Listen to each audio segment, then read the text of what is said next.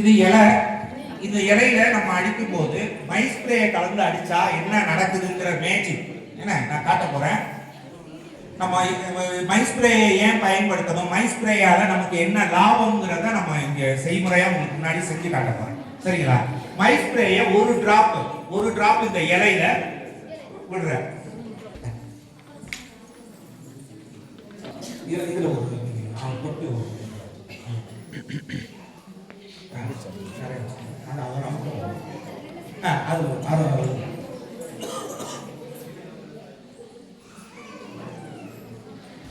ஒரு drop my spray விட்டுருக்கு, ஒரு டிராப் தண்ணி அதுல அது மேலே அது மேலே சார். அப்படியே ஊத்துங்க சார், சும்மா ஊத்துங்க.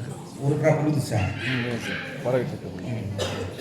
ரெண்டு மூணு டிராப் இல்ல, தண்ணி தான் ஒரு டிராப். அங்க ஒரு டிராப்.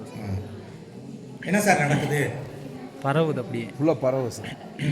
ஒரு டிராப் தான் இலையில விட்டோம், ஒரு டிராப் தண்ணி விட்டோம், அந்த இலை ஃபுல்லா பரவி போகுது.